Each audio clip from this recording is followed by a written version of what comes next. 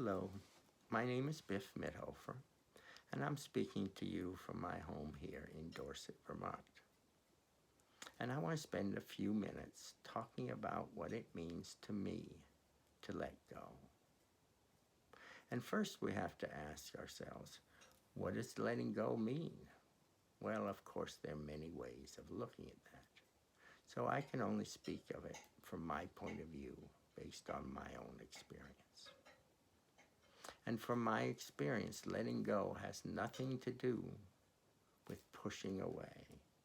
It has nothing to do with denial. It has nothing to do of pretending things aren't the way they are.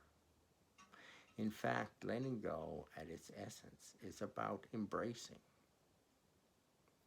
And when I ask myself, what are those things in my life that I want to let go of? What are the things that are causing me struggle? Well, it always comes to the same thing, my thoughts and feelings. In other words, the stories that I'm telling myself. For of course,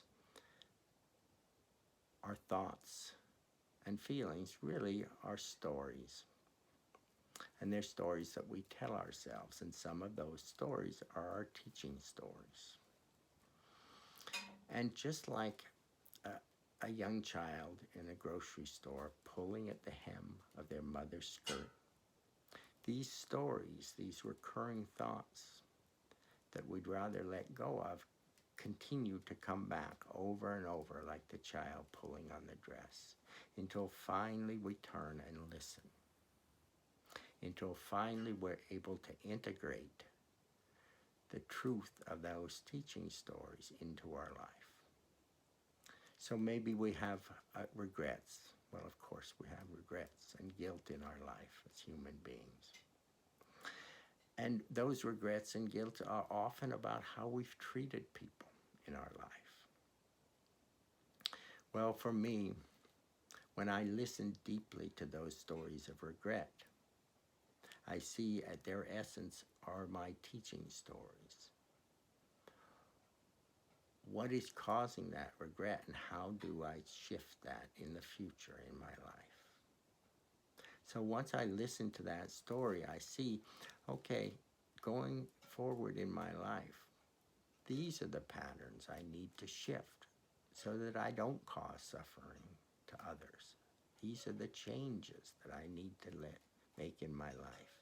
But first I have to listen to the stories, and first I have to accept the truth of that story. And once I do that, and once I see how that story can teach me to be better or kinder in the world, then the grip that story has on me begins to fade. There was a time in my life when things were very difficult, and a Tibetan friend of mine sent me a quote from Shanti Devi, a Tibetan saint who died 400 or 500 years ago. And in it, Shanti Devi says, if there is a solution, what need is there for dejection? If there is no solution, what use is dejection?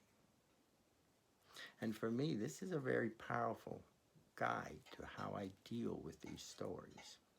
When I listen to the story of regret or guilt or anger or envy, when I listen to those stories, then I can see, yes, there is a change, a shift I can make in my life. There's a way I can help other people in a different way going forward.